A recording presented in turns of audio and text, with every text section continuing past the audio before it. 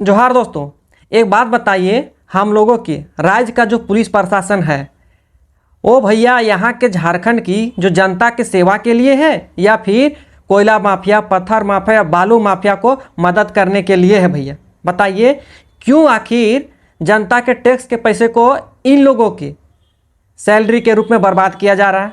जब ये लोग जनता का काम ही नहीं कर रहे हैं, जब इन्हें दलाली ही करनी है माफियाओं की, तो भैया पैसा फिर बर्बाद क्यों किया जा रहा है झारखंड सरकार के द्वारा?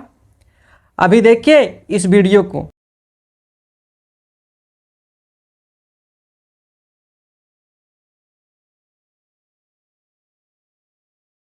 ये वीडियो है ईचागढ़ का। रात का मामला है जहां पर एक नहीं, दो नहीं, बल्कि आधा दर्जन से ज़्यादा गाड़ियां बालू लदे हाईवे ट्रक से जा रही है। और हैरानी की बात यह है कि पुलिस प्रशासन के सहमति से जा रही है। अब आप सोच के देखिए कि पुलिस प्रशासन जनता के लिए है या फिर इन माफियाओं के लिए है। इसी से तंग आके गांव वालों ने वहां पे तरुण महतो जी, जो जेएलकेएम के प्रत्याशी थे, उन्हें शिकायत किए थे। तो इसी शिकायत के कारण तरुण महतो जी वहां पे गए हुए थे और उनका सीधा सा कहना था कि एक बात बताइए, ये जो ट्रक चल रहा है उससे हमको लेना देना नहीं है, हमें सीधा सा जवाब चाहिए कि इस राज्य में क्या अलग अलग कानून चलता है? एक तरफ तो आप लोग ट्रक के जो हाईवा है उसे आप लोग अपना सहमति से आपके आंख के सामने से गुजरने देते हैं, दूसरी तरफ इस राज्य के जो छोटे मोटे जो ट्रैक्टर से जो कारोबार करते हैं यही बालू का, उस पर आप लोग तुरंत पकड़ लेते हैं, ट्रक सहित ड्राइवर सहित आप लोग थाने में रख लेते हैं। तो बताइए, क्या इस राज्य में अलग अलग कानून चलता है?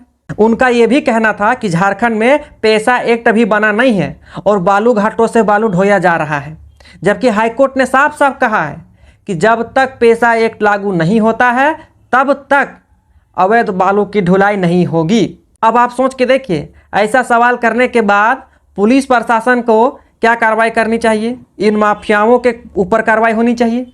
लेकिन यहाँ निराला देखिए, पुलिस प्रशासन उल्टा तरुण महतो को गिरफ्तार कर लिए और गिरफ्तार ही नहीं, गिरफ्तार करने के बाद इन्हें बेरहमी से जानवर की तरह मारे हैं।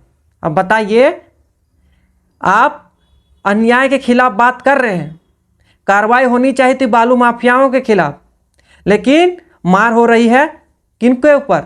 जो सवाल कर दिए, जो जायज सवाल कर दिए। ये है झारखंड पुलिस की सच्चाई, ईचागढ़ पुलिस की सच्चाई। और अभी गांव वालों ने वहां पे जो थाना प्रभारी हैं विक्रम आदित्य पांडे जी, उन पे ये भी आरोप लगा है कि अगर इस तरीके का जो अभी हाईवा चल रहा, अगर इस पर गांव वालों ने अडंगा डाला या फिर तरुण महतो जी इस तरीके से विरोध किए तो इनका भी वही हाल करेंगे जो सूर्या हांसदा को किए थे, यानी कि फेक एनकाउंटर। कल ऐसा हुआ था ना कि माने ग्रामीण बोला था कि हाईवा अवैध तरीके से चल रहा है। दादा को बोला गया तो दादा बोले माने इस वजह से ट्रैक्टर नहीं चल पा रहा है। तो बोला ठीक है, चलिए हम लोग जाते हैं देखने। तो जब दादा आए तो देख रहे पुलिस प्रशासन बैठा हुआ है और वो भेज रहा है गाड़ी को, मतलब पूरा लोड है, ओवरलोड है और भेज रहा है। हम लोग रुके और पूछे कि ये इतना लोड कैसे जा रहा है, और कंटिन्यू करीब करीब 40 से 45 हाईवा था। ठीक है, हम लोग टोटल को रोके तो उसी बीच हम लोग पीछे जो गाड़ी जा रहा था हम लोग आधा उधर चले गए। तो दादा वो 3-4 लोग वहाँ पर थे, पुलिस प्रशासन और माफिया आया और फायरिंग किया। तो डर से भाग गया। बाकी फायरिंग हुआ था, मतलब फायरिंग हुआ था, कितना फायरिंग हुआ था? एक फायरिंग हम सुने हैं, बाकी हम एक सुने हैं। प्रशासन की तरफ से हुआ था कि प्रशासन माने ये हम सुने फायरिंग हुआ, मतलब आवाज सुने। हाथ से फायरिंग हुआ? हाँ, फिर माफिया और पुलिस वाला लाठीचार्ज किया, भाग गया तरुणदा को। और मतलब वो स्थल पे फायरिंग भी हुआ? फायरिंग भी हुआ, डराने के लिए ग्रामीणों को और जो भी कार्यकर्ता थे डराने के लिए फायरिंग हुआ। तरुणदा के साथ 3 जन को उठा लिया गया और हाईवा लोग को हटाने के लिए जो रुके थे ना, हम लोग का स्कॉर्पियो और बोलेरो को गड्ढा में डाल के हाईवा पार किया। फोटो है अभी भी ये गाड़ी वहीं पर है, एक कैनल में है, एक झाड़ी में है ना। गाड़ी को तोड़ के। और ये जानते हैं पुलिस जो पट्टी लगाया हुआ है, अगर दादा मारा होता तो दादा का खून कैसे है, पूरा शरीर उनका खून है। आप एक बार घुसिए और उनका हालत देख लीजिए, उसके बाद सवाल कीजिएगा जिससे भी करना है। उनका पूरा आप शरीर पहले देखिए, पूरा नीचे- सुनिए मेरा बात सुनिए, पूरा नीचे से ऊपर तक पूरा लहूलुहान है, बैठ नहीं पा रहे हैं। और यहाँ पुलिस और माफिया मिल के मारा है। मेरे को यहाँ घुसने नहीं दे रहा था, सुनिए ना, मेरे को घुसने, एक बार आप दोनों चल जाइए। मेरे को घुसने नहीं दे रहा था। तब हम बोले कि हम उनका वाइफ है, मेरे को मिलना है।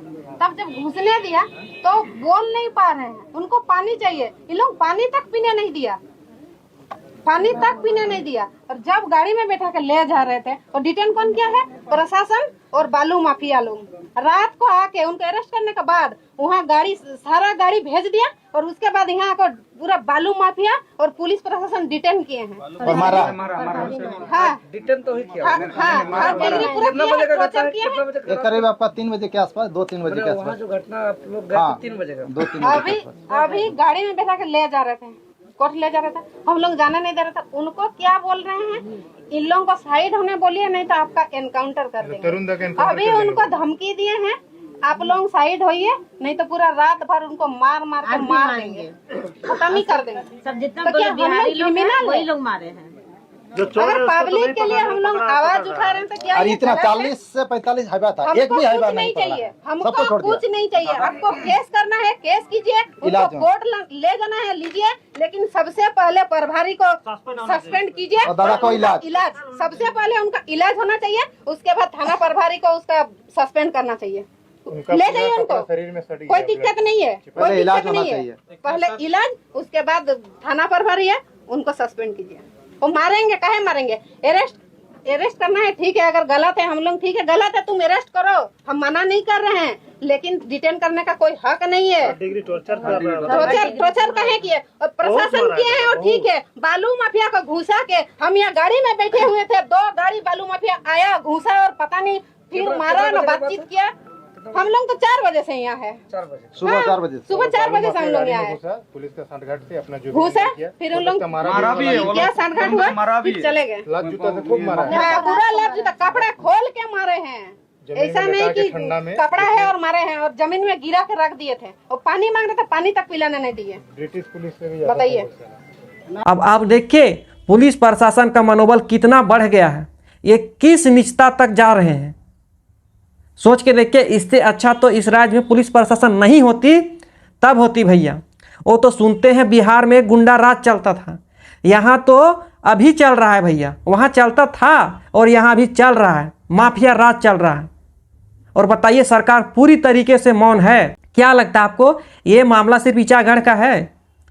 यही काम, यही कालाबाजारी पूरे झारखंड में हो रहा है, यहाँ तक कि राजधानी रांची में भी हो रहा है। जिस जगह पे हर चौक चौराहे में जगह जगह पे सीसीटीवी फुटेज लगा हुआ है। मेरा सिर्फ इतना कहना है झारखंड के आदिवासी मूलवासी से, अगर आप लोग अपने में ही लड़ते रहेंगे तो भैया तीसरा आदमी इसी तरीके से फ़ायदा उठाता रहेगा। इसी तरीके से पूरे संसाधन, कोयला हो, पत्थर हो, बालू हो, सब लूट के ले जाएंगे और आप लोग आपस में लड़ते ही रह जाएंगे। क्या लगता है ये जो बालू माफिया है, ये जो हाईवा के जो मालिक है, ये सब झारखंड के हैं क्या भैया? एक भी बड़ी मुश्किल से एक्सेप्शन को छोड़ दिया जाए तो सब के सब बाहरी हैं, कोई भी झारखंड का मालिक नहीं है। अगर आप लोग एकजुटता नहीं दिखाएंगे तो बताइए इन लोगों से जीत पाएंगे? इन लोगों के पास धन बल और पुलिस प्रशासन सबका सपोर्ट है, और आप लोग अपने आप में ही लड़ रहे हैं। तो अभी भी समय है, सोचिए समझिए, आपस में बैठ के विचार कीजिए और एकजुटता दिखाइए, तभी इन लोगों से जीत सकते हैं। आप ही सोच के देखिए ना जी, एक पार्टी प्रत्याशी जो 40,000 से ज़्यादा वोट लाया हो, उसके साथ पुलिस अगर इस तरीके का व्यवहार कर रही है, अमानवीय व्यवहार कर रही है, जानवर की तरह व्यवहार कर रही है, तो एक आम आदमी अगर इस पे सवाल उठाएगा तो भैया उसे तो रातों रात गायब कर दिया जाएगा। बंद नहीं होना चाहिए, कोनो नहीं होबे, कोनो नहीं होबे, तो टेंशन क्यों लीजिए? हमरा अच्छे लोग तुम्हारे साथ আছে জানো। दूसरा बात तो पता रहे कि आप आंदोलन बंद नहीं होना चाहिए, नहीं सर, आंदोलन जारी रहेगा। दादा गाड़ी उड़ी एकदम चलना नहीं चाहिए, गरीब हम लोग का भूखे मरेगा साला। ट्रैक्टर वाला सब वो किस्ती देने नहीं सक रहा। एक जन 2-3 जन है साला, वो अपना हॉस्टल से बच्चा सबको ले आया, यहाँ साला बाहर एक आदमी टाटा का आदमी कमा रहा है, एकदम काम नहीं होना चाहिए।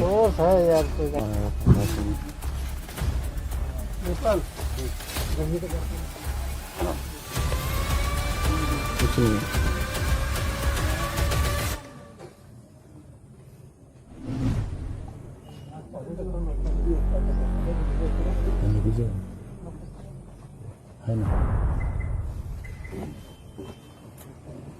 सब कुछ नहीं होगा।